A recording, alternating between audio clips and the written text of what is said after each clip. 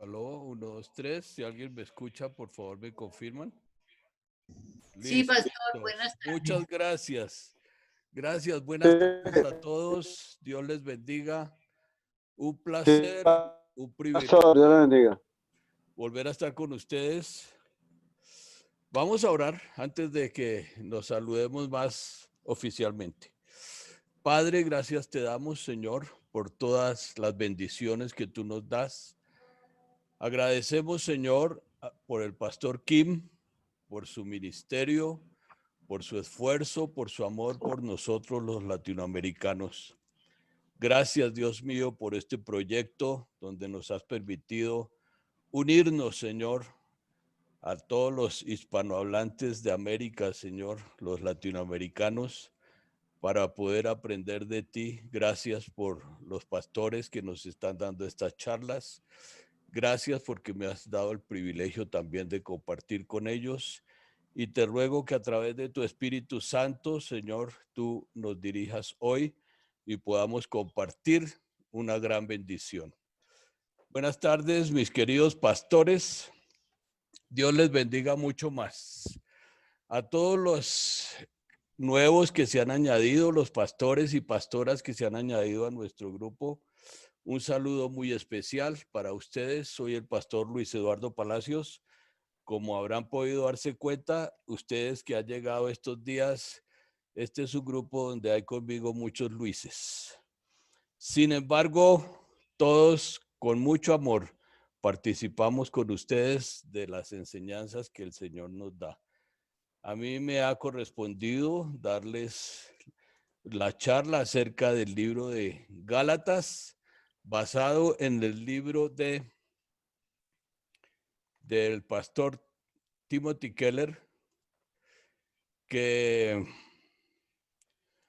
ha escrito varios libros que nos han servido para poder aprender y compartir acerca del Señor. Así es que, mis hermanos, sin más preámbulos, vamos a lo que vinimos. Un saludo muy especial. Entonces, Gálatas para ti. Abajo del título que yo le puse, la séptima entrega de Gálatas es dinamita, puse este título para todas las entregas porque la primera frase que aparece en el libro del pastor Keller es Gálatas es dinamita. Y efectivamente para nosotros los cristianos, seamos conocedores de la escritura o no, cuando llegamos al Señor, encontramos que Gálatas es dinamita. Y dunamis, la palabra dinamita en griego, significa poder, virtud, poderío y fuerza. Por algún motivo el pastor Keller usó esta frase y yo considero que realmente esta palabra de Dios, la carta escrita por el apóstol Pablo, es dinamita para nosotros. Y la esencia de la carta es libertad en Cristo. Y repito, esta es la séptima entrega. En primer lugar, vamos a hablar sobre dos religiones. Pablo nos está hablando de dos religiones y eso lo encontramos en el capítulo 4, versículos del 8 al 12. Y ahorita vamos a ver, en primer lugar, evangelio y religión. Así es que remitámonos a lo que dice la palabra del Señor en el capítulo 4 de Gálatas, versículos 8 al 12. Dice así: antes de conocer a Dios, ustedes, y por extensión se refiere a nosotros, los gentiles, eran esclavos de los llamados dioses que ni siquiera existen. Así que ahora que conocen a Dios, o mejor dicho, dice Pablo, ahora que Dios los conoce a ustedes, ¿por qué quieren retroceder y convertirse otra vez en esclavos de los débiles e inútiles principios espirituales de este mundo? ¿Por qué? Sigue diciendo Pablo, ¿pretenden acaso ganarse el favor de Dios al cumplir con ciertos días o meses o estaciones o años? Temo por ustedes, dice Pablo. Quizá todo el arduo trabajo que hice entre ustedes fue en vano. Amados hermanos, les ruego que vivan como yo. Parece un poco atrevido el apóstol Pablo al decir eso, pero más adelantito veremos por qué lo dice. Que les ruego que vivan como yo, libres de esas cosas, pues yo llegué a ser como ustedes, los gentiles, libres de esas leyes. Amén. Eso es lo que dice la carta. Encontramos dos contrastes en el texto que leímos. En primer lugar, como vamos a hablar del versículo del 8 a 12, vamos a hablar de dos religiones, el evangelio y la religión del mundo. Y en segundo lugar, en nuestra charla de hoy, más adelante hablaremos del ministerio del evangelio y el ministerio del mundo. Recuerden que ministerio es servicio y eso lo encontramos del versículo 12 al 20. El versículo 12 está repetido en las dos partes que vamos a hablar, pero ya veremos por qué. Y esa segunda parte se refiere a dos ministerios, o sea que atentos. Del versículo 8 al 12, Pablo habla de dos religiones y del versículo 12 al 20 habla de dos ministerios. El primero, o sea, el que habla de las dos religiones del texto que acabamos de leer, tal vez de los más importantes e increíbles argumentos de todo el libro de Gálatas. Quiero hacer una reseña pequeña aquí. El libro de Gálatas por muchos años compitió en el primer lugar, según los eruditos, acerca del que era el primer libro escrito por el apóstol San Pablo. Ahora en nuestro tiempo se habla de que fue Primera de Tesalonicenses, pero los dos libros, las dos cartas fueron escritas en el mismo año, en el año 51 de nuestra era. Y no importa si uno es antes que otro, pero igualmente esta carta es supremamente profunda, muy profunda en cuanto a doctrina. Es la base, el fundamento, el abrebocas de la doctrina que estaba predicando Pablo. Y mucho más se amplía en el libro de Romanos, libro que estamos viendo por nuestro pastor Luis Eduardo Villamil. Un maravilloso texto también, pero es Gálatas ampliado. Así es que continuemos. Ya sabemos acerca de la idolatría del ser humano. Por naturaleza, el ser humano siempre ha querido adorar a una deidad. Siempre elevó sus ojos al cielo, aún desde los primeros hombres buscando ayuda, reconociendo que había un ser superior. Y como mencioné en algunas de las primeras entregas, en los principios del ser humano está establecido por los eruditos, antropólogos, que el hombre creía en un solo ser superior que después empezó a añadirle dioses y dioses ahí. Pero sin embargo, inicialmente y en el ser humano intrínsecamente, allá en su ser, hay como un gen que le dice que solamente hay un ser superior. Y siempre el ser humano en sus necesidades ha elevado los ojos y las manos al cielo. Pero también cuando está solicitando algo, eleva las manos al cielo. Pero cuando quiere dar gracias, también eleva los ojos al cielo y le da gracias a la divinidad. Y eso son todos los seres humanos, cosa de la cual no se escapaban los Gálatas, que ya vimos que eran de origen europeo, unos 200 o 300 años antes de Cristo, unas tribus que originariamente salieron de lo que hoy es Francia y se ubicaron en Asia Menor, en la península donde está Turquía hoy en día. Así es que, mis hermanos, continuemos. Siempre el hombre tuvo ídolos. A menos cuando llegó el Señor y se entrevistó con Abraham y se dio a conocer realmente cómo él era, desde ese momento nace una religión monoteísta que depende del Señor Elohim, Yahvé o Jehová. Así es que los Gálatas, como cualquier otro grupo humano, habían sido adoradores de ídolos. Habían vivido también en mucho libertinaje e inmoralidad. Por eso los versículos del 8 al 12 parecen ser una advertencia para que no regresen a esa clase de idolatría pagana. Ahora con un barniz, con un manto de cristianismo, pero estaban tratando de volver atrás. ¿Quieren regresar y ser esclavos de ellos? Es lo que les dice Pablo. Y quiero aclarar algo, mis hermanos. Aquí, en nuestra linda Latinoamérica, que yo siempre he manifestado que es una raza hermosa, pues también tenemos muchísimos defectos, muchísimos problemas. Y aún hoy en día, a pesar de los ídolos personales que tiene cada uno y que vamos a ver un poquito más adelante, también hay ídolos espirituales.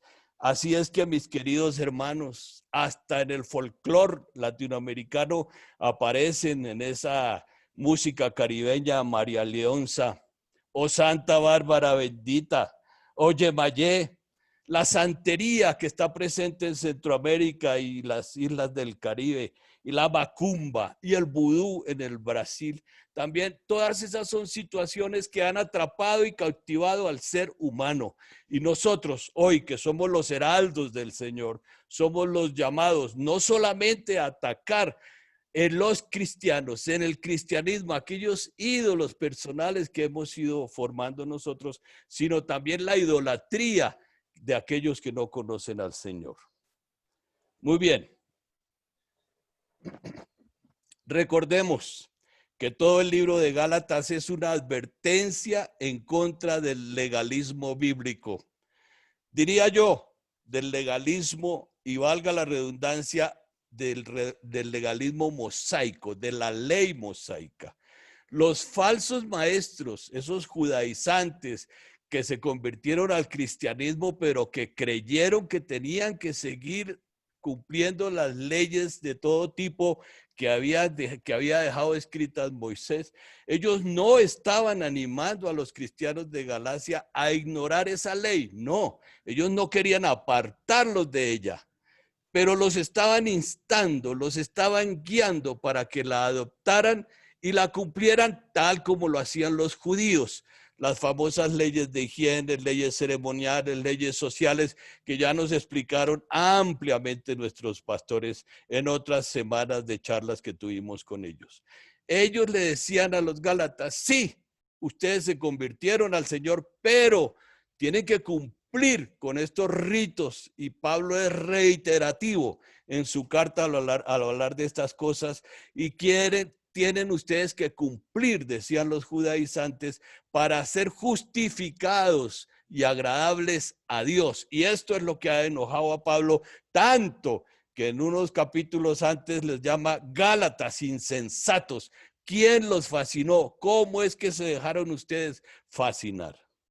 El mundo actual, hoy en día, en nuestra comunidad humana, hay unos principios que no son bíblicos, sino son meramente humanos, y unos principios que dicen que nosotros tenemos que salvarnos a nosotros mismos, que nosotros tenemos que hacer por nosotros mismos todo, que el poder está dentro de nosotros, que hay 7 pasos para que usted sea victorioso, para que sea exitoso.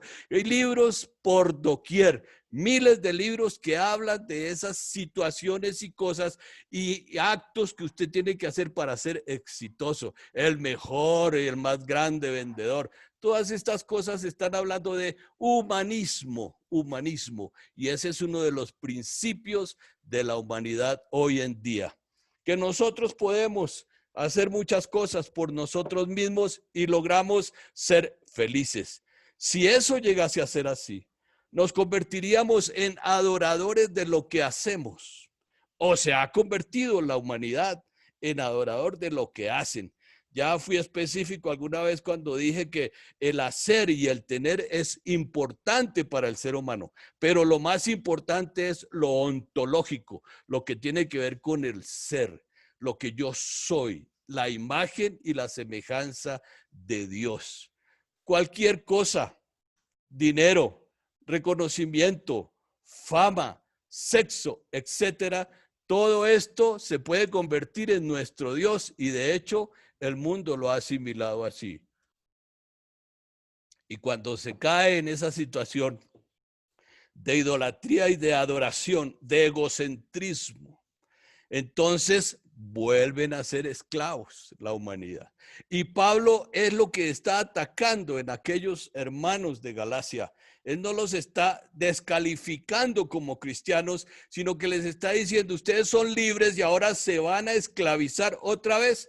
Pues es lo que han logrado hacer al seguir otros evangelios, y no que haya otro, aclara Pablo, sino otras ideas de hombres que vinieron a predicar un evangelio disfrazado.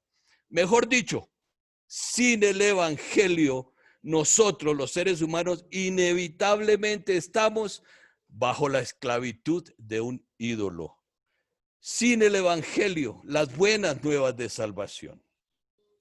La justicia por obras siempre fabrica ídolos. Yo tengo que hacer algo. Y entonces el ser humano empezó a crear ídolos o levantar piedras. Estoy hablando de la antigüedad. Aquellas estelas famosas que Dios inclusive le ordenó a los israelitas que levantaran, eran como un recordatorio. ¿Recuerdan ustedes cuando el pueblo pasó el Jordán, que el Señor mandó que hicieran una estela o un montón de 12 piedras para que quedara ahí como testimonio de lo que Dios había hecho? De que hasta ese momento, antes de pasar el río, Dios los estaba cuidando, dándoles calor con una nube de fuego por la noche, librándolos del ardoroso sol con una columna de humo en el día y dándoles pan del cielo, el maná. Y también les dio carne, las famosas codornices, que en su ambición aquel pueblo se enojaron contra Moisés y contra Dios pidiendo carne. Dios se la dio, sufrieron un castigo por su ambición y por su egoísmo, pero sencillamente Dios se la dio. En el momento en que los sacerdotes se paran en la mitad del río con el arca del testimonio, que ya nos han explicado mucho en esta semana en el tabernáculo, cuando ellos se paran en la mitad del río y el pueblo pasa al otro lado del Jordán, cesaron estos milagros, porque tenían que mantenerse por sí mismos. Y esa estela de piedras, ese monolito, o no, un monolito no, varias piedras que pusieron ahí como recordatorio. Sin embargo, ustedes cuando ven las noticias, los canales de ciencia, de paleontología, de todas estas ciencias humanas, nos damos cuenta que el hombre siempre ha creado monumentos y les ha dado identidad y les ha asignado una espiritualidad, es decir, a las cosas creadas, como dice Romanos en el capítulo 1 y 2, ellos les asignaron una especie de espiritualidad, una identidad espiritual a la cual empezaron a adorar. Así es que Pablo tiene que atacar estas situaciones. Recuerden que los antiguos europeos en la época antes de Cristo y aún ahora que eso está renaciendo, adoraban los bosques, las rocas. Y todos los seres humanos han hecho esto a través de todas las épocas de la humanidad. Sin embargo, Pablo tuvo que trabajar con ellos, como lo mencionó en el texto que leímos. Yo trabajé arduamente para quitar de sus mentes esas cosas que los tenían cautivos, esa idolatría. Y entonces Pablo tiene que volverse, y lo notamos enojado cuando les dice a los Gálatas que si quieren ser esclavos otra vez.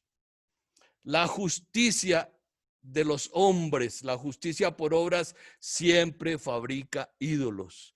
Estoy seguro que en todas las ciudades fuera de Colombia, como sucede aquí, ya lo mencioné alguna vez, hay lugares altos, lugares donde siempre se hacen procesiones, donde se va a venerar a algo, a alguien.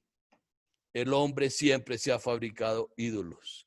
Lo que pensamos y hacemos en nuestra iglesia, hablando de los cristianos, también se pueden convertir en ídolos. Parece extraño que el pastor Keller mencione estas cosas, pero yo estoy de acuerdo con él a que es una realidad. Muchos cristianos nos hemos fabricado ídolos. conocemos al Señor, recibimos la salvación, somos salvos de inmediatamente que nosotros abrimos nuestro corazón para recibir al Señor, somos salvos, pero de ahí en adelante, en el proceso de la conversión y del desarrollo y crecimiento cristiano, nos vamos forjando ídolos. Y con el respeto de todos los que están oyendo, es una idea de la cual yo estoy de acuerdo con el pastor Keller, y él lo dice así, que aún las normas cristianas se han convertido en ídolos para ciertos cristianos. La asistencia a la iglesia. Si alguien no pudo ir un domingo, se siente pecador, y lógicamente que eso viene desde la tradición de la antigua religión que practicábamos algunos de nosotros, creo que la mayoría, donde era pecado mortal no ir a la iglesia un domingo. Sin embargo, esas cosas aún se nos han quedado. Puede convertirse en un ídolo nuestro, también ministrar a los demás. La lectura de la Biblia parece una paradoja, pero es una realidad.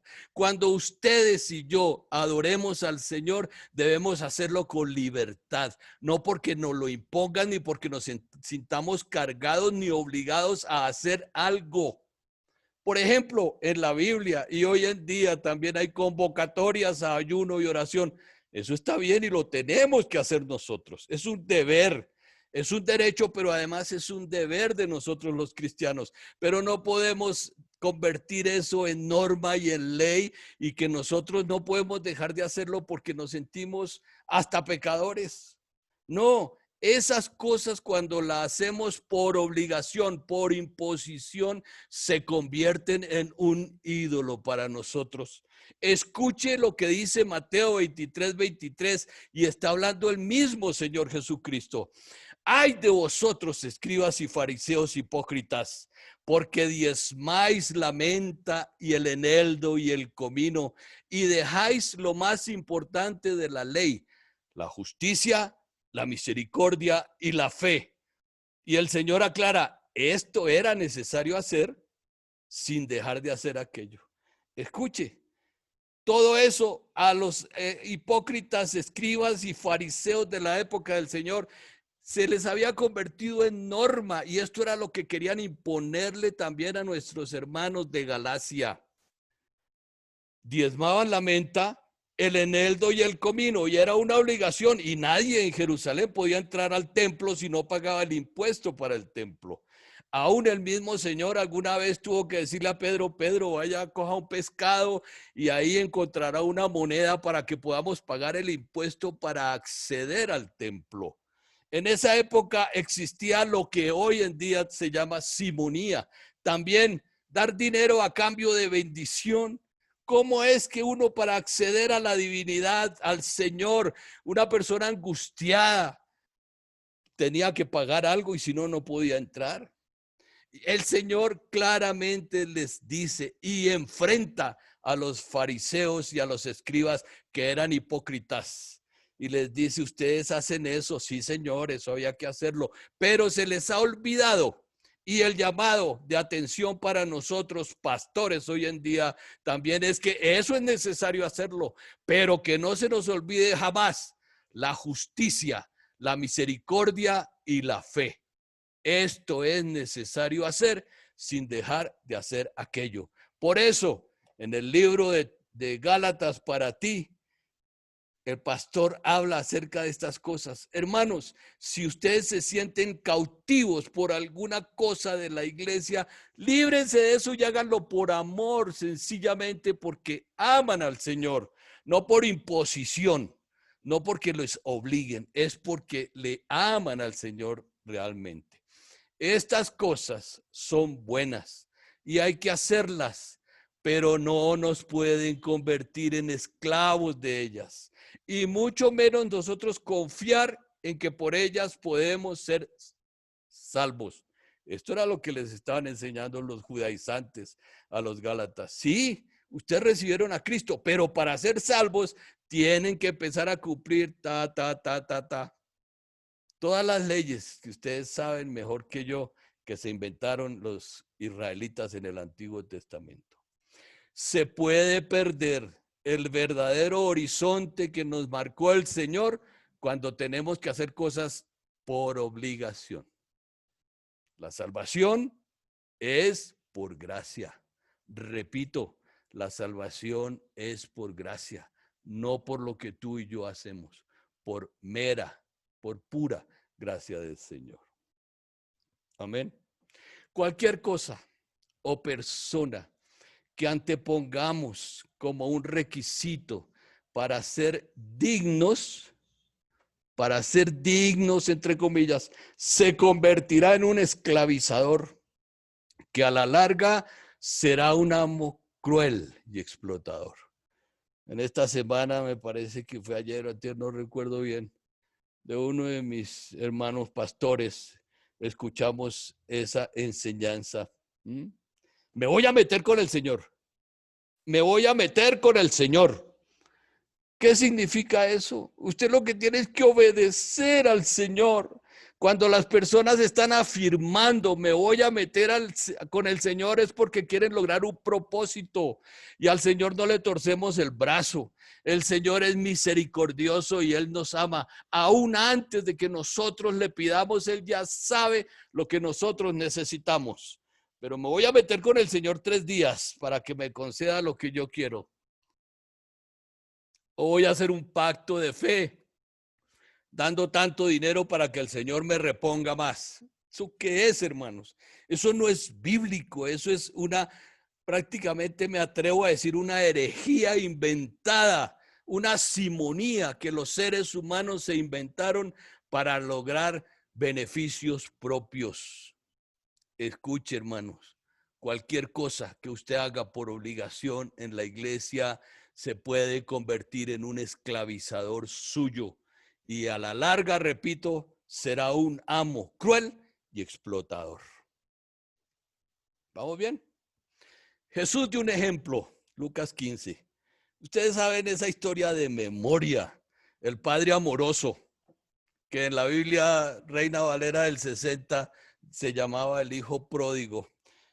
Pues bueno, así la conocemos y no es para debatir esas cuestiones, pero yo prefiero el título del Padre amoroso. El Señor explicó esa narración, porque no es que fuera una historia, era una de las parábolas que el Señor Jesucristo usaba para que entendiéramos el mensaje que Él nos traía. 2 hijos, uno menor, que era inmoral y rebelde. Inmoral porque quería darle rienda suelta a todos sus sentidos. Y rebelde porque no obedecía a su padre. Sencillamente él era un hombre que quería hacer su buena voluntad, aún a pesar de la autoridad paterna. A él le interesó fue el dinero. Repártame la herencia, deme lo que yo veré qué voy a hacer. Y me voy a vivir mi vida sin que tenga que rendirle cuentas a nadie. Era inmoral y rebelde. Y había otro hijo mayor, muy moral, y lo puse entre comillas en el material que tengo aquí para enviarles, y además era dependiente de su padre.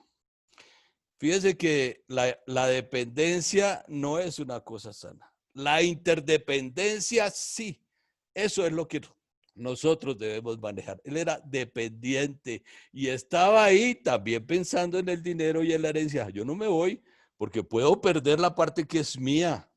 Era muy moral y dependiente. Tan malo una cosa como la otra. Esos extremos son dañinos.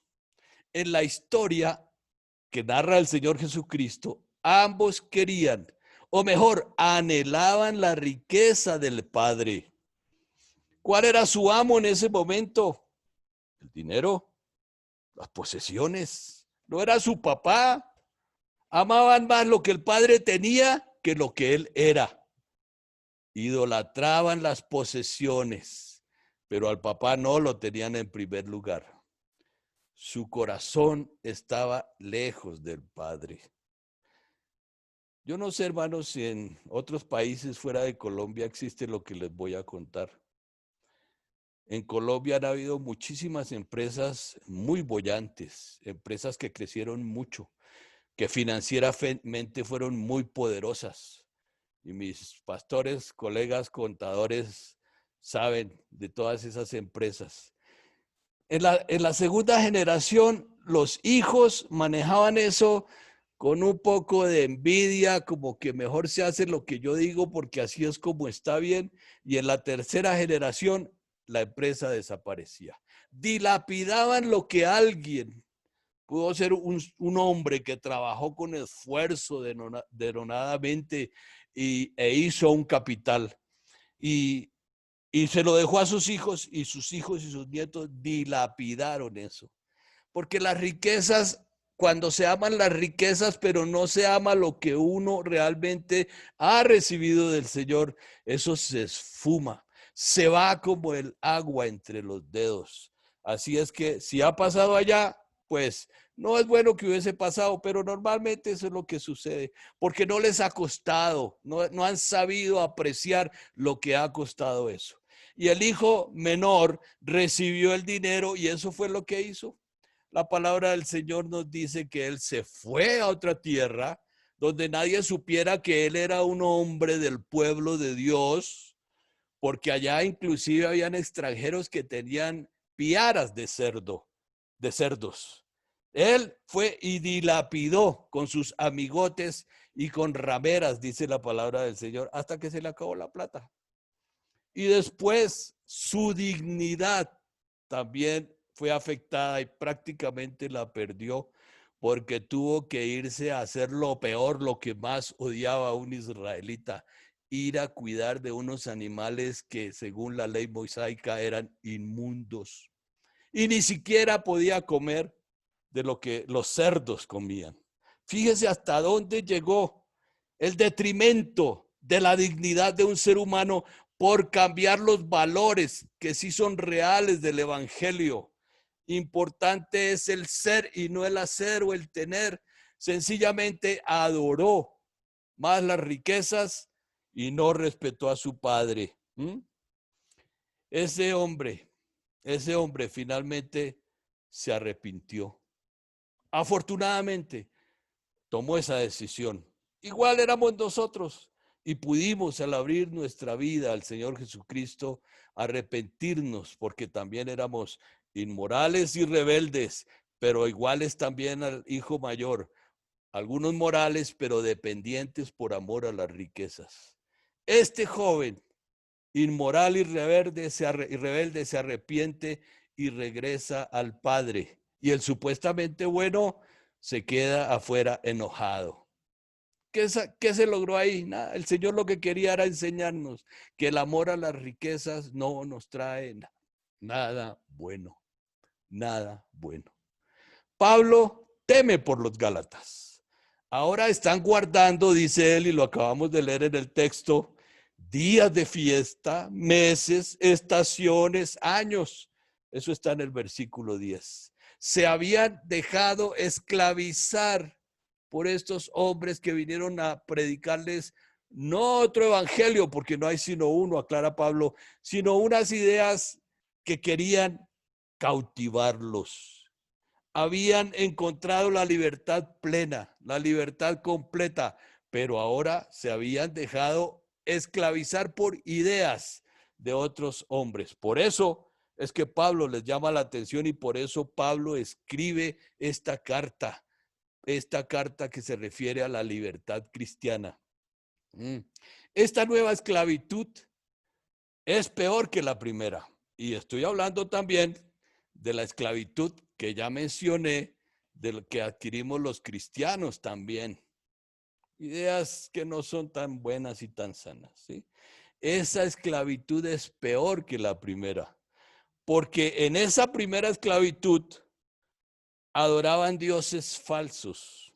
Y mencioné que nosotros en nuestro desconocimiento del verdadero evangelio, después de la colonia, la conquista y la colonia, vinieron ídolos y dioses que empezamos a adorar todos. Es la historia de nuestra Latinoamérica y todavía se depende mucho de eso, de esas cosas que son abominables para el Señor. Por eso es que Pablo menciona que esa esclavitud es peor que la primera. Allá adoraban piedras, las estrellas, la lluvia, pero ahora que habían conocido la realidad de la vida, ahora adoraban los días, los meses, los años y muchas otras cosas. El no comer ciertas cosas o el comer otras. Ellos estaban equivocados y Pablo tiene que ser puntual, exigente y decirles, ustedes ahora adoran el tiempo pensando que están agradando al Señor. El Padre, y lo vimos esta semana en una charla excepcional y maravillosa, el Padre por amor a Jesús pone su amor en nosotros, no tanto porque le conozcamos, sino porque Él nos conoce a través de Jesús. Cuando el Padre mira y ve la sangre de Cristo que está en medio de Él y de nosotros, Él nos ve como su Hijo, como en los antiguos sacrificios, en la tapa del propiciatorio que era de oro, y el sacerdote regaba sobre ella la sangre de los animales para justificarse por un ratito. Pero la sangre de Cristo ahora es la que nos justifica completamente. O mejor, nos vemos justificados por el Señor a través de esa bendita sangre. ¿Sí? Es a través de Jesucristo que nos ve el Padre. Saber eso y tener conciencia de eso y tener pleno conocimiento de que eso es así, es un antídoto en contra de la idolatría. Si Jesucristo murió por ti, ¿qué más vas a hacer? Ya todo está hecho. No tienes que hacer ni adorar nada que no sea a nuestro divino Señor. Leamos algo que escribió Richard Lovelace, poeta inglés del siglo XVII. Escuchen. Los cristianos que ya no están tan seguros de que Dios los ama y los acepta en Jesús, aparte de sus actuales logros espirituales, son personas que de forma subconsciente son radicalmente inseguras, mucho menos seguras que los no cristianos, debido a los constantes avisos que reciben de su entorno cristiano sobre la santidad de Dios y la justicia que se supone deben tener. O sea, por estar creyendo en esas cosas, o mejor, por no estar tan seguros de que ya el evangelio, el Señor es nuestra salvación, la compró Él y es un regalo para nosotros. El dudar de eso los hace inseguros y empiezan a hacer muchas cosas, como lo que mencionaba el pastor Keller. Su inseguridad se manifiesta en el orgullo. Pregunto, ¿conoce usted pastores orgullosos? ¿O cristianos orgullosos? ¿O gente que se jacta en el cristianismo, en lo espiritual? Hermanos, pastores que se encuentran y se dicen el uno al otro, oiga, ¿cuántos miembros es que usted tiene? O yo tengo 10 familias muy buenas diezmadoras. Esas charlas, ¿qué son, mis hermanos? Eso es manifestar el orgullo, porque yo sí, en mi iglesia sí. Lamentablemente no debería ser así, pero sucede, mis hermanos. Afortunadamente creo que entre los que estamos aquí reunidos hoy y todas estas semanas no es así, porque tenemos claridad de lo que es amar al Señor.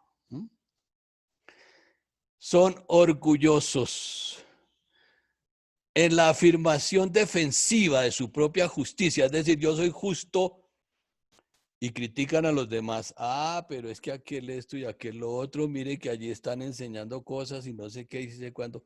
¿Recuerdan alguna vez que los apóstoles vinieron a decirle al Señor, oiga, Señor, por allá hay unos echando fuera demonios y todo, y y predicando en tu nombre y nosotros se lo prohibimos. El Señor les dijo, no, es que ustedes no pueden prohibir eso. El que no es contra nosotros, con nosotros es. Hay que tener conciencia de eso, mis hermanos. Pero muchas personas, sigue diciendo el poeta Lovelace, que estamos hablando de 1600 y pico del siglo XVII, dice, su inseguridad se manifiesta en el orgullo, en la afirmación defensiva de su propia justicia y en la crítica a los demás.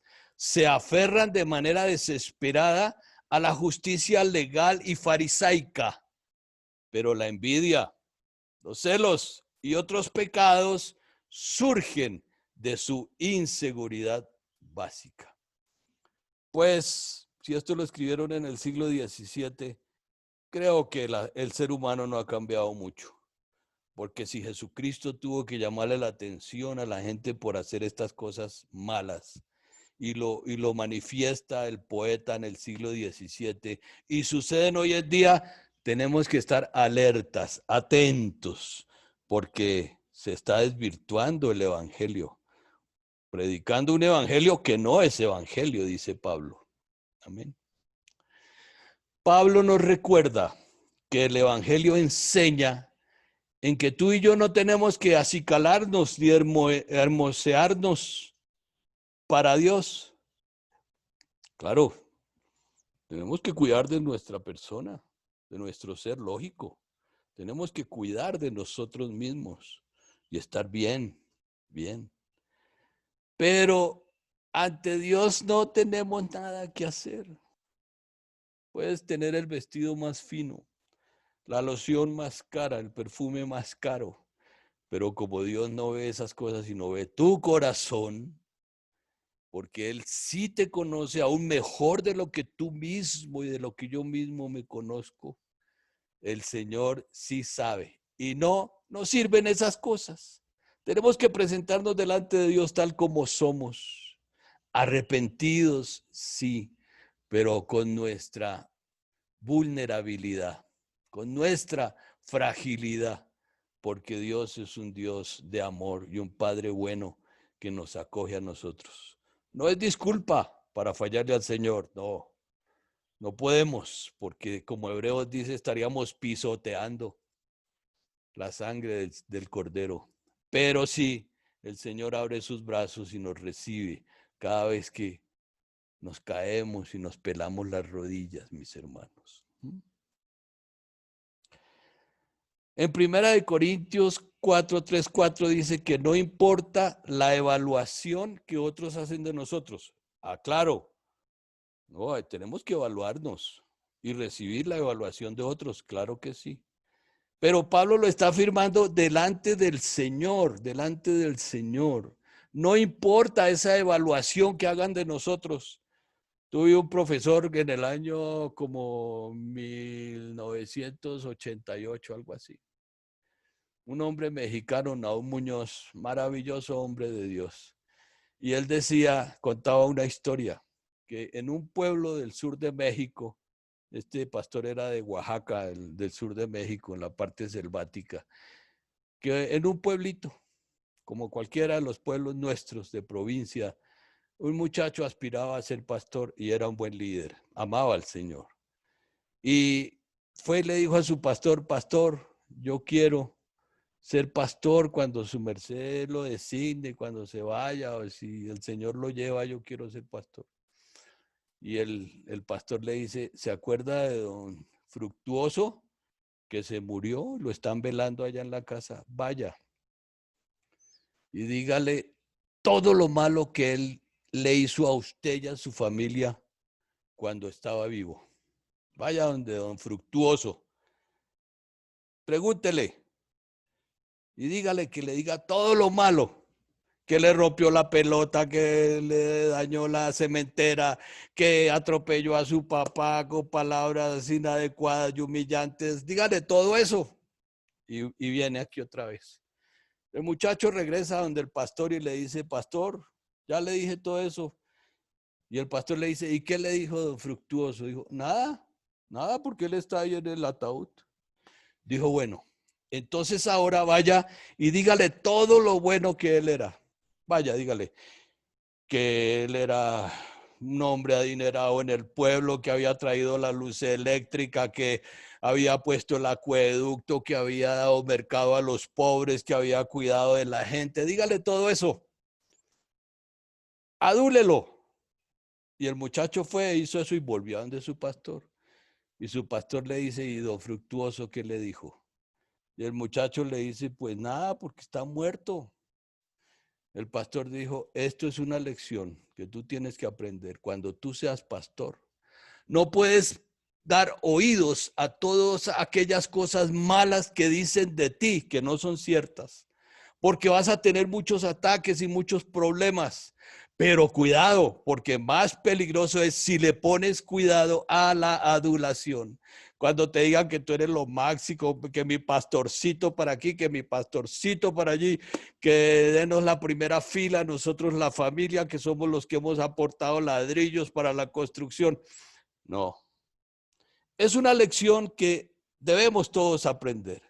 Tenemos que saber que nosotros valemos por Cristo lo que nosotros somos, no con lo que la gente piense de nosotros y diga de nosotros, porque algunos hablarán muy mal de ustedes y otros hablarán muy bien de ustedes, pero también con una intención que no es la buena.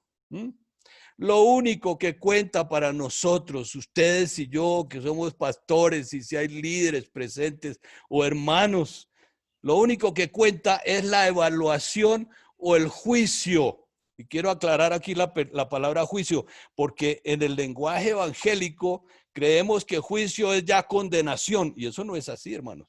Juicio es un análisis que hace el Señor de las cosas buenas y malas que hace la humanidad. Y definitivamente Él dará un veredicto.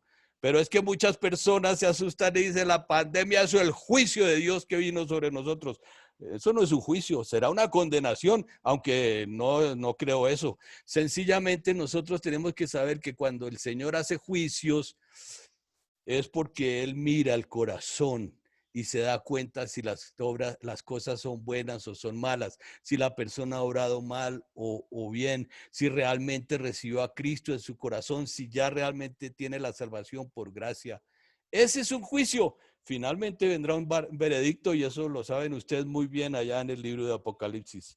Pero el Señor hace una evaluación y un juicio sobre nosotros. Sobre nosotros. En otras palabras, Pablo piensa de sí mismo, y abro comillas, de 1 Corintios 4, 3 y 4, ya que Dios me conoce y ve a Cristo cuando me mira, no me importa lo que tú pienses de mí y ni siquiera me importa lo que pienso yo de mí mismo. Eso era lo que quería decir Pablo respecto a su vida con el Señor, ¿sí?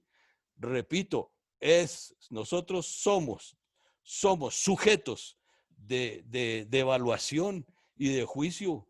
Sí, claro, pero nosotros tenemos que saber que solamente el Señor nos puede juzgar en nuestra interioridad, en el ser interior, en ese hombre interior que somos nosotros.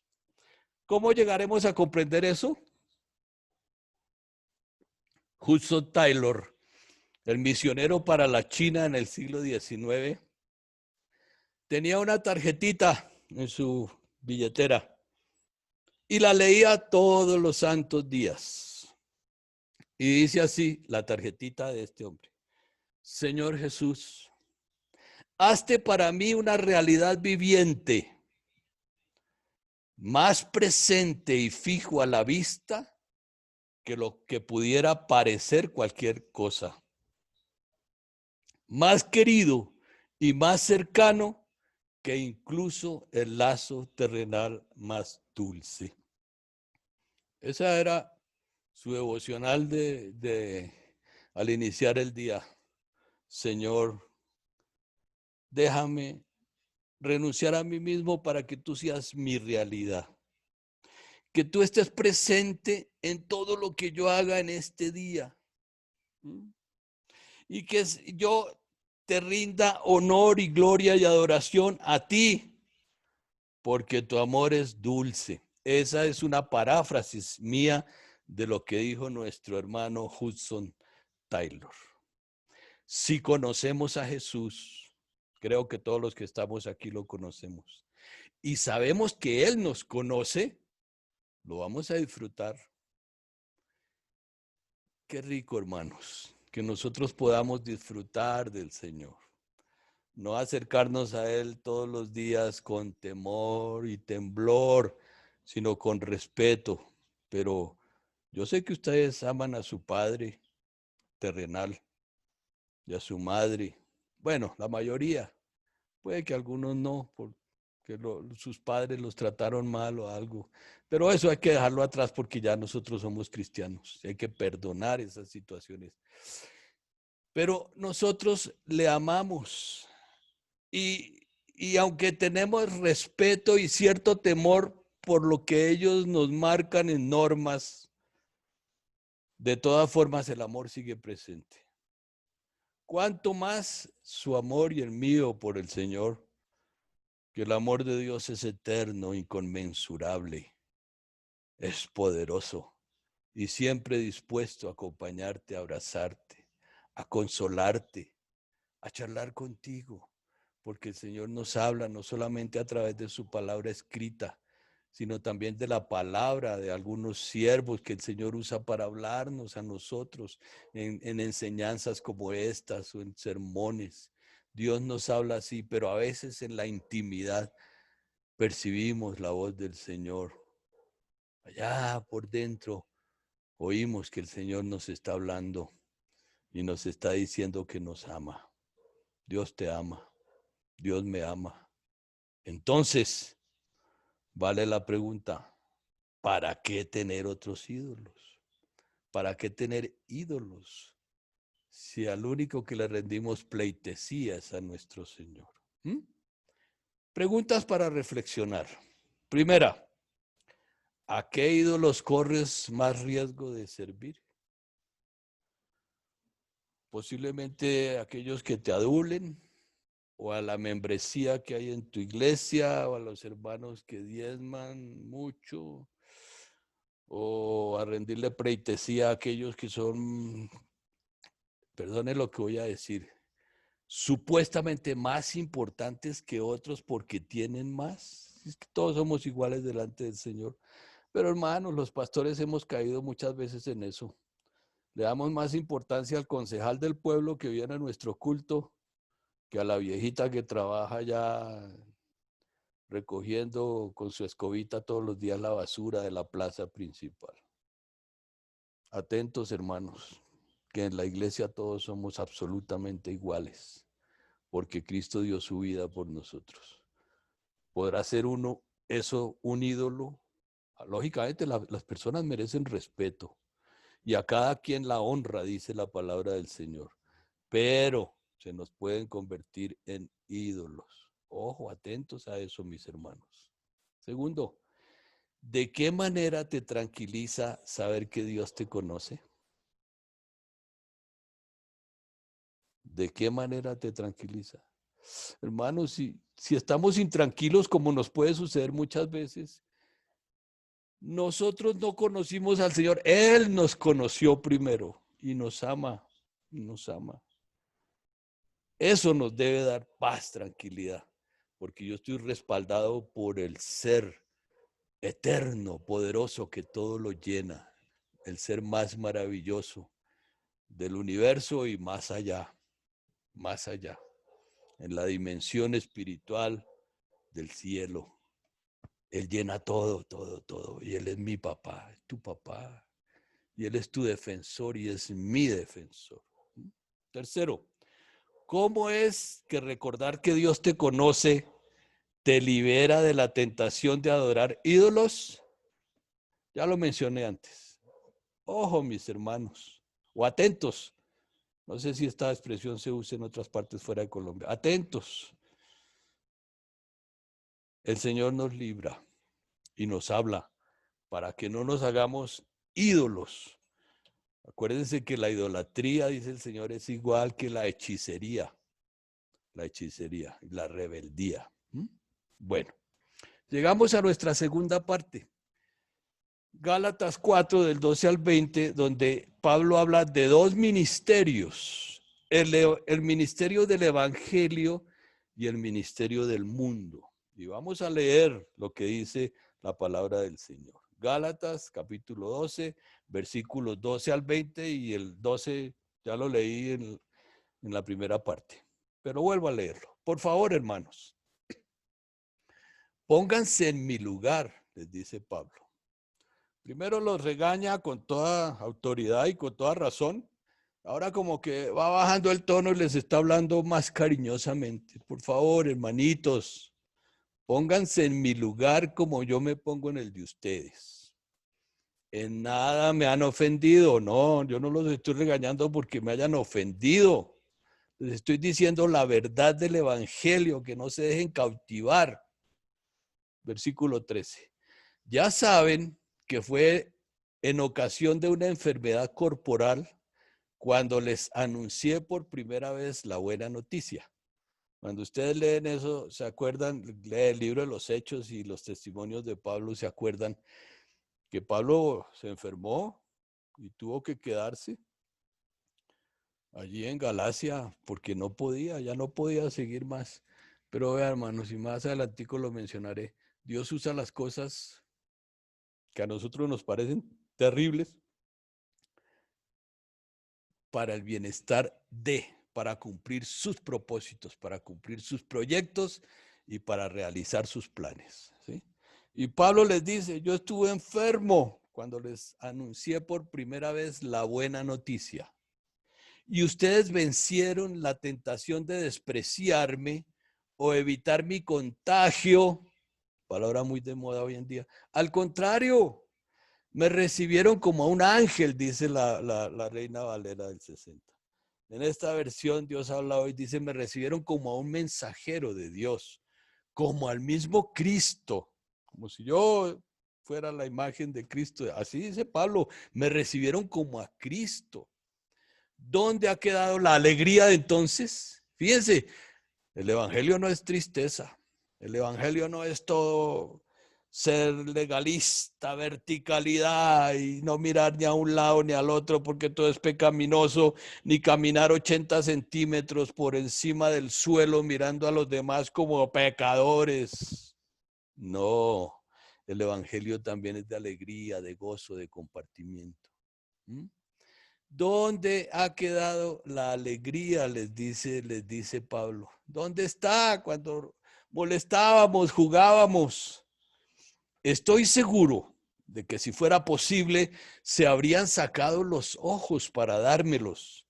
Y ahora, ¿acaso me he convertido en enemigo de ustedes por decirles la verdad? Pablo les está diciendo, claro, cuando yo estuve allá, ustedes me recibieron muy bien y me querían y hasta jugábamos. Pero ahora por tratar de volverlos al camino de lo que yo les enseñé, entonces ahora me consideran un enemigo de ustedes. Versículo 17.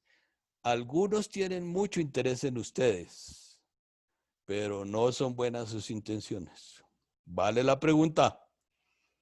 Algunos estarán interesados en ustedes con no muy buenas intenciones. Hermanos, atentos, prudentes, prudentes. ¿Sí? Lo que quieren es apartarlos de mí para que se interesen por ellos. Es grato recibir atenciones sinceras, pero no solo cuando estoy con ustedes, sino siempre. Si yo no estoy, quiéranme, sigan orando por mí, es lo que les está diciendo Pablo. Hijitos míos. Aquí me encanta esa expresión que la usa nuestro hermano Juan en sus 3 epístolas y en su evangelio, hijitos míos. Esa es la ternura del Señor, esa es la ternura que nos acompaña a ustedes y a mí como pastores.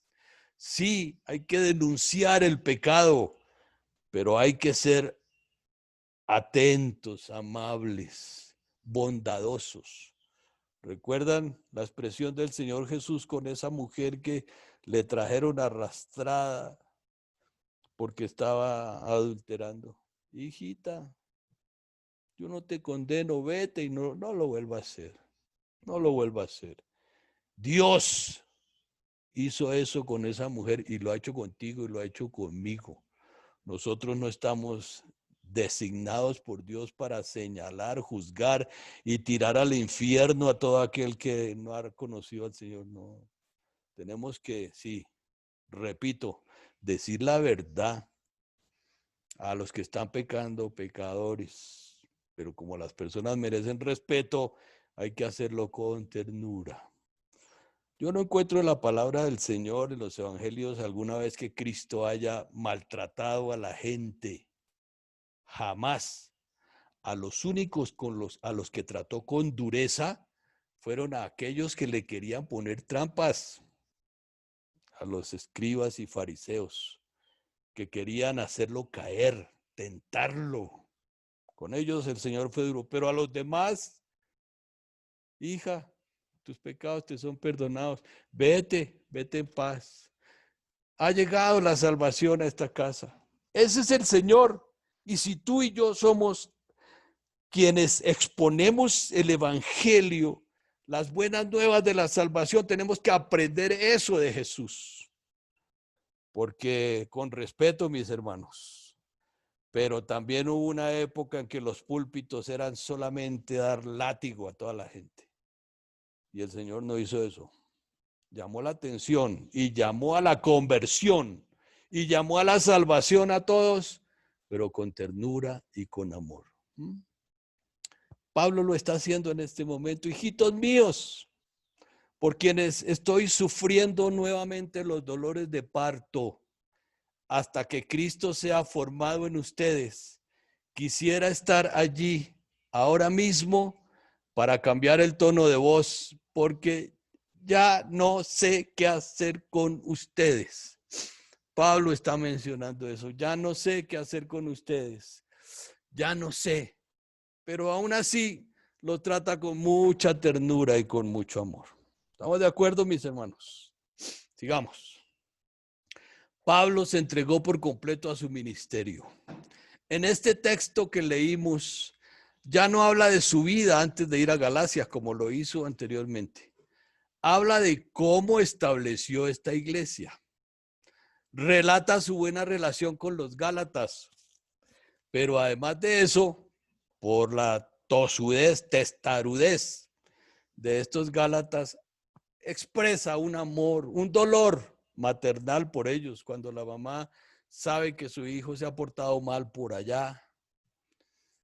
Siente dolor y angustia, pero acompañado de un amor extraordinario. Igual estaba sintiendo Pablo.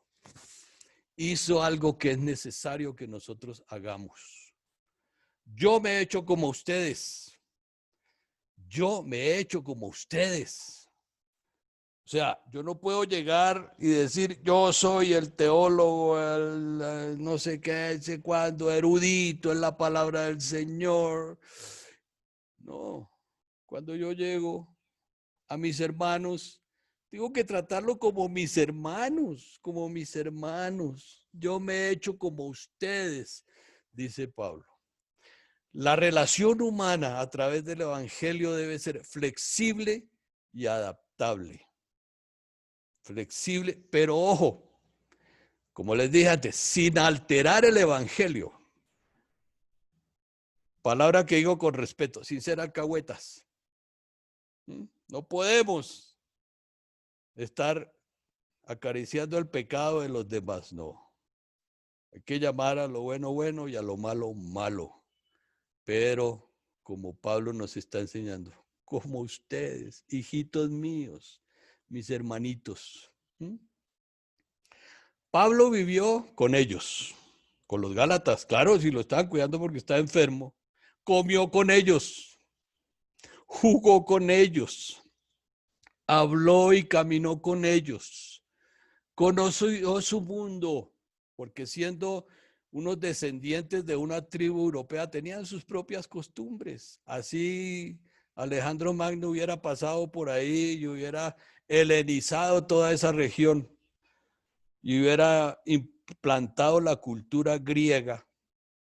De todas formas, tenían sus propias costumbres y Pablo tuvo que saber cómo eran ellos. Me encanta cuando Pablo llega allá a Atenas y dice, es que yo vi allá un nicho donde no había ninguna estatua y había una leyenda que decía al Dios no conocido. A ese Dios es al que vengo a predicarle. Fíjese, Pablo se alió con ellos, se alineó con ellos para poder entrarles a predicar el evangelio. Yo me he hecho como ustedes, dice Pablo. Conoció su mundo, se involucró en cuestiones y problemas de ellos, conoció sus esperanzas, sus temores, sus sensibilidades, adaptó su vida, su forma de hablar y su mensaje a ellos, por supuesto, sin cambiar la esencia del evangelio. Recuerden que Pablo lo menciona en otra carta, es que yo me tengo que hacer como ustedes. Y recordemos quién más hizo eso, nuestro Señor Jesucristo. Siendo Dios, se hizo hombre y vino a conocer nuestra debilidad, nuestra necesidad, nuestras carencias, nuestros pecados, pero también a reconocer las virtudes que él mismo había puesto en nosotros por ser su imagen y su semejanza. ¿Sí? Él reconoció en cada ser humano y en ti y en mí las bondades, las virtudes, los dones, los talentos que Él ha puesto en nosotros, pero también a reconocer nuestra debilidad. Por eso fue que definitivamente tuvo que ir a la cruz del Calvario, sencillamente para darnos vida. Su ministerio es transparente, el de Pablo. Háganse como yo, dice el versículo 12, y yo lo mencioné antes. Parecía un poquito atrevido, ¿no? Para mí sería muy difícil decirle a otro, oiga, imítenme. Es difícil, porque soy un ser limitado, vulnerable también. Pero Pablo lo dice y lo dice con propiedad. Y si quedó escrito es porque el Espíritu Santo le inspiró para que dijera eso. Versículo 12, háganse como yo. Es tan consistente con su propia vida que puede invitar a los Gálatas, invitarlo a que lo imiten. Ojalá tú y yo pudiésemos hacer lo mismo. No es fácil, pero por lo menos aún sin decir lo que las demás personas, las de nuestra comunidad, no solamente eclesial, sino los demás vecinos de nuestra región, nuestro barrio, nuestra ciudad, nuestro pueblo, reconozcan que tú eres un hombre o una mujer de Dios y que tú tienes algo en tu vida que les hace anhelar ser como tú, sin que tú los invites. Bueno, no es tan fácil. Eso no es arrogancia. Veamos, si Pablo les invita a ser como él, sin haber sido como ellos, eso sería un orgullo. Sería muy orgulloso. Es decir, llegar usted a una comunidad que usted no conoce y diga, imítenme a mí. Si usted ni siquiera sabe cómo son ellos. Posiblemente sean mejores que cada uno de nosotros. Pablo no se dejó atacar de ese orgullo. Pablo no los invita a ser tan correctos como él, sino tan gozosos como él. Atentos, mis pastores. Pablo nos invita no a imitar la corrección de otras personas, aunque tenemos buenos modelos, sino a ser tan gozosos como él, porque el evangelio es alegría. Me encantó eso. Igualmente, el evangelio busca oportunidades en las adversidades. Ya lo mencionamos. Pablo dice, ustedes si hubieran querido quitarse los ojos y dármelos, yo sé que lo hubieran hecho. Él estaba enfermo, pero Dios usó eso. Dios usó esa adversidad. Yo no sé cómo, pero sí sé que Dios está usando esta situación de pandemia mundial para que nosotros nos encontremos cara a cara con Él y podamos ser mejores y podamos reconocer en el otro la misma imagen y semejanza de Dios que tú y yo somos. Es bueno que nosotros podamos hacer esas cosas. Los problemas, las situaciones críticas se vuelven posibilidades en el Señor. Debido a una enfermedad, dice Pablo en el versículo 13, por estar enfermo y en cama fue que tuve oportunidad de sentarme con ustedes durante mucho tiempo a enseñarles el Evangelio. ¿Qué oportunidades podemos aprovechar en medio de situaciones difíciles? ¿Qué puedes tú aprovechar de lo que está viviendo el mundo hoy en día para seguir predicando el Evangelio y pastoreando la grey de Dios? ¿Qué puedes hacer para mejorar tu vida ministerial? ¿Qué podemos hacer? Fíjense que son oportunidades. Por ahí un psicólogo a quien respeto y amo mucho, viejo ya, muy viejo, dice que nosotros tenemos que aprovechar toda crisis porque las crisis traen cambios y los cambios podemos nosotros manejarlos. No debemos dejarnos manejar de las crisis, sino aprovecharnos de ella y como somos pastores, pues en las cosas del Señor, ¿cómo vamos a aprovechar las situaciones difíciles o buenas que se nos presentan en favor de los demás y en favor de predicar el Evangelio? ¿Qué oportunidades tienes tú? El Espíritu Santo nos iluminará a cada uno de nosotros para obtener ganancias, y estas ganancias quiero que me entiendan bien porque no es cuestión de mercadeo, sino ganancias humanas en medio de la crisis, sean las cosas que desean. Pase lo que pase, el Espíritu Santo nos guiará para aprovechar todas esas cosas que se presentan. Dios, ojo, atentos, Dios no prometió ni promete bendecirnos quitando el sufrimiento. No, confiese que usted no le duele. Se ha acabado de quebrar una pierna y entonces algunos hermanos dicen, confiese que a usted no le duele porque usted es un hijo de Dios. No, y el mismo Pablo se está quejando. Si el mismo Señor sufrió, si el mismo Señor sudó gotas de sangre, si el mismo Señor fue humillado, ahora es que tú y yo somos mejores que el Señor. No. Dios no promete bendecirnos quitando el sufrimiento. Ahora tampoco es que nos los mande, pues, porque el Señor es un Dios sádico. No. Dios no promete bendecirte quitándote el sufrimiento, sino que por medio del sufrimiento nos bendice. Bástate la fe, dice el Señor. A Pablo se lo dice, tú a tú, cara a cara, face to face. Dios le dice, bástate la fe. Los aguijones que a veces tenemos pueden ser una bendición de parte de Dios para que no seamos presumidos. Veamos. Segunda de Corintios, capítulo 12, versículos 7 al 10. Ahora bien, para que no me envanezca, me han clavado en las carnes una espina, verdadero delegado de Satanás que me abofetea. A causa de ello rogué 3 veces al Señor que lo apartara de mí, y me contestó, bástate mi gracia. La fuerza se realiza en la debilidad, sigue diciendo Pablo. Así que muy a mi gusto me gloriaré, pero sin ser orgulloso, ¿no? Me gloriaré de mis debilidades para que se aloje en mí el poder de Cristo. Por eso estoy contento con las debilidades, insolencias, necesidades, persecuciones y angustias por Cristo.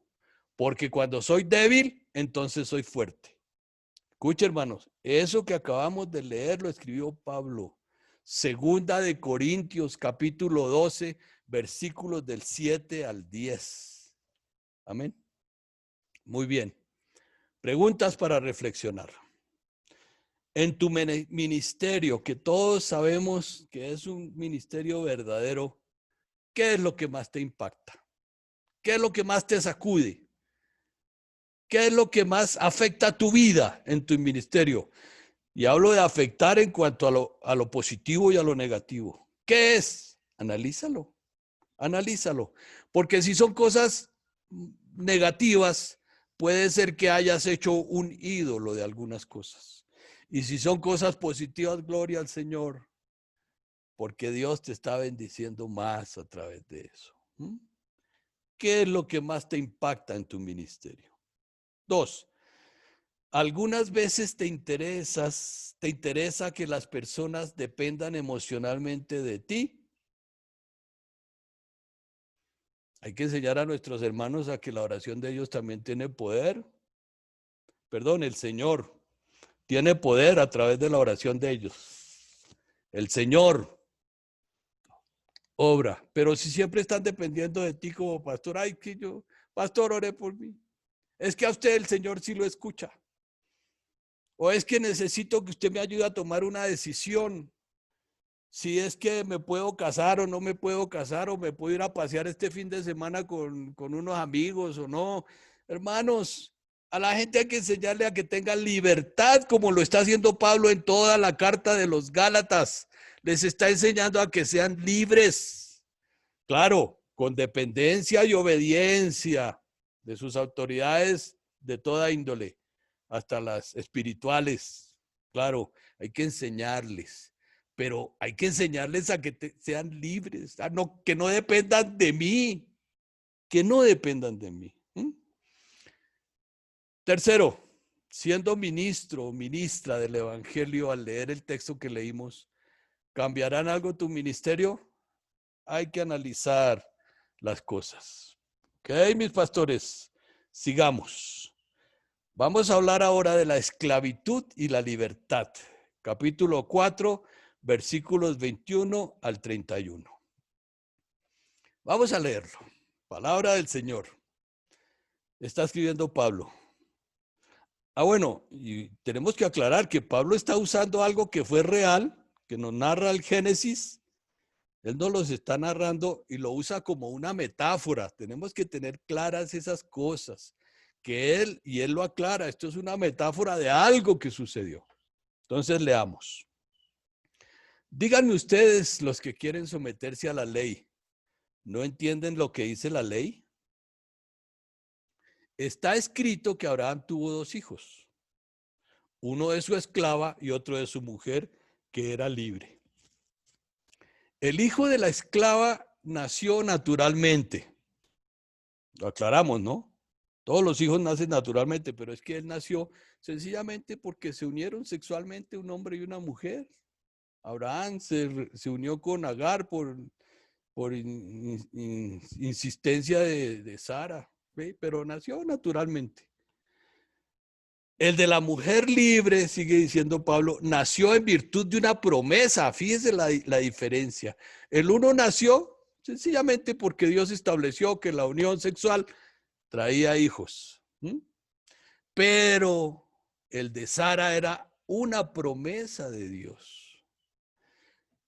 Y Pablo dice, se trata de un simbolismo. Estas 2 mujeres representan, lógicamente, según la idea de Pablo que lo plasma aquí, él lo analizó así y lo escribe como en una metáfora.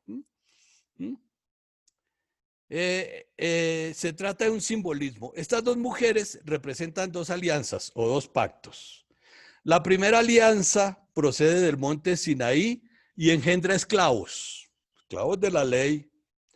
Es Agar, dice Pablo, la que viene de allá.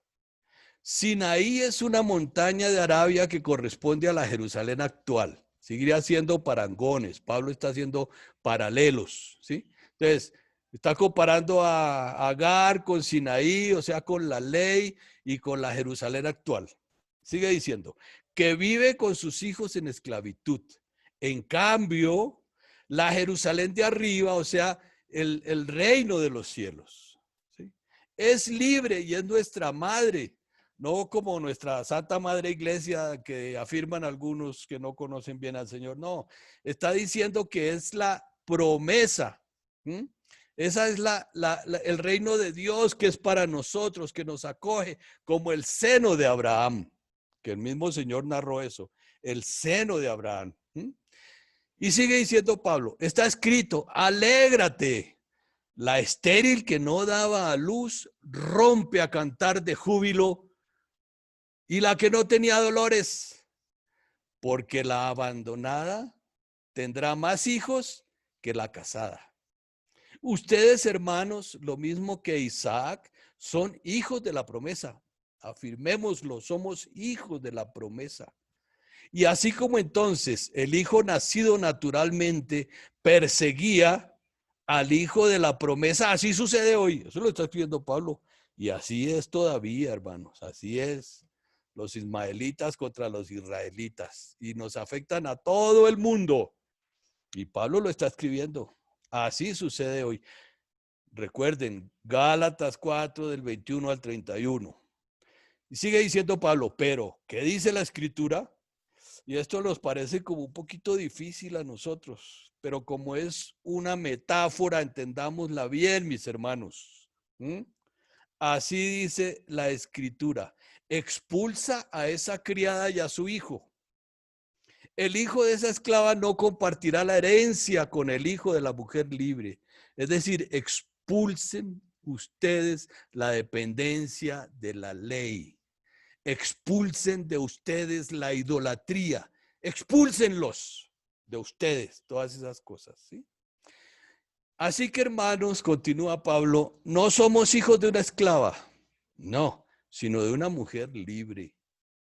¿Y qué hacemos las personas que somos libres en Cristo? Cristo, pues vivimos.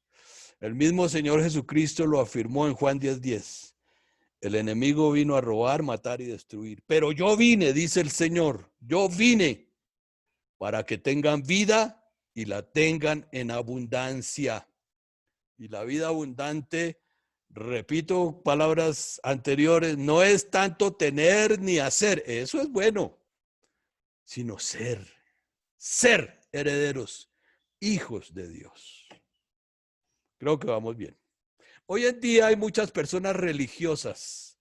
Veamos lo que dice John Stott. Tal vez algunos de ustedes lo han oído nombrar, han leído libros de él. Dice así, Pablo no escribe a los judaizantes, él no le escribe a ellos, sino a personas cuya religión es legalista, que se imaginan que guardar el camino de Dios es guardando ciertas reglas. Esto lo escribe John Stott en un libro que se llama El mensaje a los Gálatas, página 122.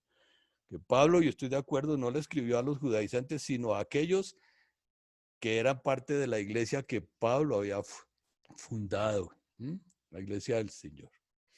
En ese texto que leímos encontramos 4 personas y en el mundo están y las podemos reconocer. Y de pronto en nuestra iglesia están. O de pronto, quién sabe, espero que no, que algunos hayamos caído por lo menos en 3 de esos tipos de personas. Primero, los que obedecen la ley y dependen de ella. Ese es un tipo de personas. Aún en nuestras iglesias puede haber. Por lo general son personas engreídas, presuntuosas y se sienten superiores. Por fuera están muy seguras de estar bien con Dios, o al menos es la imagen que proyectan. Pero en el fondo son inseguros. Son muy susceptibles, sensibles a la crítica y se derrumban fácilmente cuando sienten que sus oraciones no son contestadas. Tienen mucho en común con los fariseos de la época de Cristo. Y aquí quiero aclarar algo, hermano. El fariseísmo no es malo, es algo que a mí me parece excelente, un modo de vida excelente. Y es más, Pablo afirma, yo soy fariseo de fariseos y él era un hombre cumplidor y recto. Los malos eran los fariseos. La institución era buena, pero aquellos que seguían esa corriente ya no eran tan buenos. Por eso el Señor les anda duro, duro. Y estos que dependen de la ley y la obedecen, entre comillas, porque nadie puede obedecer toda la ley, tienen mucho en común con los fariseos de la época de Cristo. Segundo tipo de personas, los que desobedecen la ley, pero dependen de ella. También hay ese grupo de personas. Espero que ustedes me estén entendiendo esto. Tienen una conciencia religiosa de justicia por obras, pero no viven en congruencia con ella, o sea, con la justicia. Son más tolerantes que los farisaicos, o sea, la corriente de los fariseos, pero se dejan llevar por la culpa. Son volubles y muchas veces temerosos de temas religiosos. Asisten a la iglesia sin involucrarse debido a su baja autoestima y viven con muchas cargas espirituales. A toda hora viven pidiendo perdón y llorando en el púlpito y ay, que la embarré, que no sé qué, que sí sé cuánto. Eso le sucede mucho a ese tipo de personas.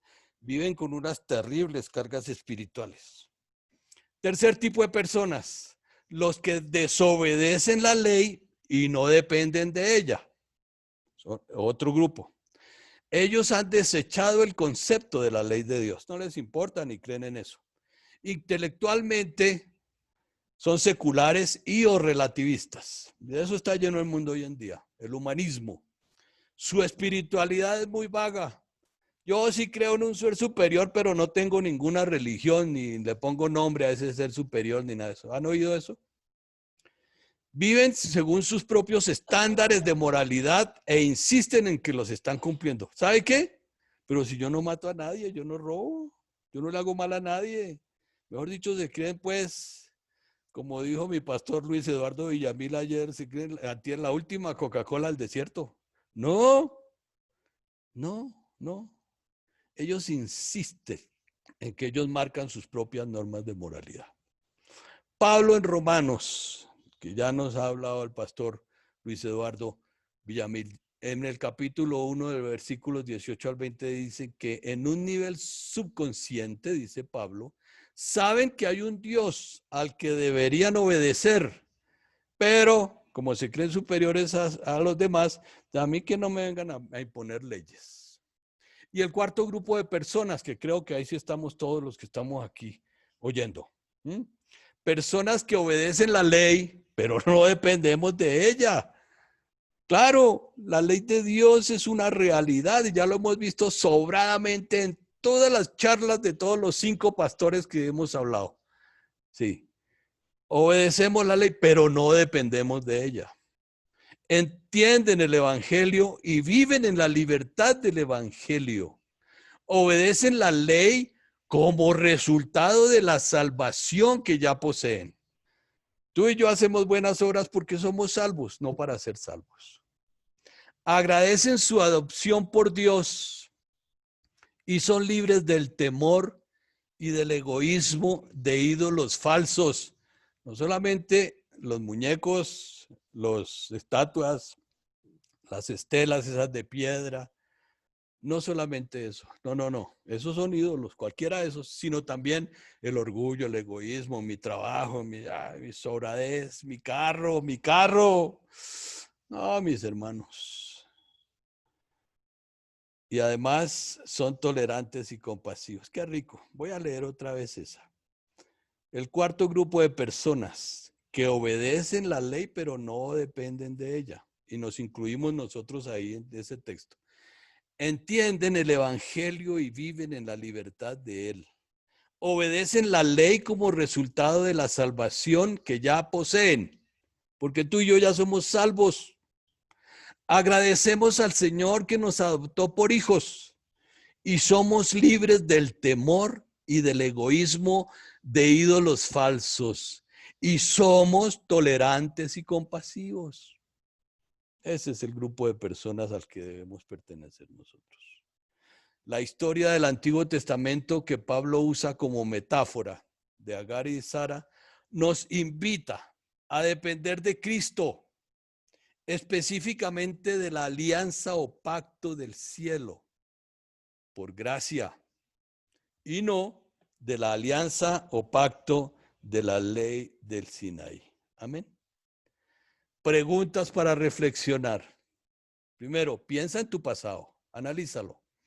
Sigue la pista de tu vida espiritual. ¿Qué pasó desde que yo me convertí? ¿Cómo era antes espiritualmente, antes de conocer al Señor? ¿Y qué ha pasado ahora que conozco al Señor? ¿Qué ha sucedido en todo el tiempo? O sea, 1, 2, 3, 4 años, 54 años como yo, o de pronto muchos más que usted. No, creo que el más viejo de los que estamos aquí soy yo. Sin embargo, analicemos eso. Sigamos la pista. De acuerdo a esas 4 categorías de personas que ya describimos. Segunda pregunta para reflexionar. Abraham confió en sí mismo pensando en cumplir la voluntad de Dios. Claro, en él, pero de acuerdo a la voluntad de Dios. ¿Has hecho tú lo mismo? O como Sara, ¿hemos pretendido ayudarle a Dios en algo? Pero si ha sido así, ¿qué hemos hecho como Abraham? Y si somos del cuarto grupo, ¿cuáles han sido los resultados? Hagamos un balance, mis hermanos. Esos contadores, maravillosos amigos que ahora conozco que son pastores y que están conmigo escuchando hoy. Y tercera pregunta, ¿en qué momentos has sido testigo de lo que ha hecho Dios en tu vida y en las vidas de los cercanos a ti? Piensa eso. ¿Qué ha hecho Dios contigo y en los que están a tu alrededor? Así fueran cosas imposibles para el ser humano. ¿Qué ha hecho Dios? ¿Qué milagros ha hecho Dios en tu vida y en la de los tuyos? Vale la pena que nosotros reflexionemos en todo esto. Recuerden, mis hermanos, que nosotros obedecemos al Señor. Somos hijos de Dios. Y me encanta que Dios guió al pastor King para hacer unas clases, 5 clases semanales diferentes, donde hablamos de la razón de Dios, de la cruz del Rey, de Romanos, el pastor Luis Eduardo, mi tocayo, de los atributos de Dios, del hermano Luis Fernando, y de los Gálatas. Todo eso son como 5 caminos que confluyen en uno mismo, la salvación. Así es que, mis amados hermanos, Dios les bendiga mucho. Me parece que hemos hecho una tarea, aunque aquí en Colombia hoy es fiesta. De todas formas, creo que muchos han estado unidos. Y les amo. Dios les bendiga. Me gustaría que abrieran sus micrófonos para despedirnos y orar juntos. Hermanos queridos, y al azar, hermano Jorge Betancourt, despídanos en oración, su merced. Es un privilegio poder verlo y poder conocerle. Amén. Gracias, mi hermano Luis. Padre, adelante. Te alabamos y te damos gracias, Señor, por este tiempo precioso de aprendizaje de tu palabra. Te saludamos y te bendecimos. Gracias por este equipo de maestros que nos has regalado y a través de los cuales nos has bendecido, Señor. Gracias por el coordinador general, nuestro hermano Kim. Señor, bendice su vida, su familia, Señor amado. Bendice cada uno de mis consiervos y los ministerios que has puesto en sus manos, sus familias, sus hogares. Guárdalos. Bendícenos, Señor, en este fin de semana. Guárdanos, Señor, que tu bendición nos alcance, Señor, Padre, y que nos sorprenda, Señor, en estos días por venir. Gracias, Padre, por esta palabra maravillosa de esta semana. Oramos y te damos gracias por Jesucristo, tu Hijo, nuestro Señor. Amén. Mis hermanos, mi pastor Kim, Dios les bendiga a todos. Un abracito. Buena semana. Buen fin de semana. Bendiciones. Chao, chao. Bueno, bendiciones. Amén. Gregorio, Luis Eduardo, Luis Fernando, todos. Un placer. Afortunadamente no nos falló hoy el internet. Así es. Amén, amén. Bueno, mis hermanos. Un abrazo. Un abrazo. Gracias. Bueno.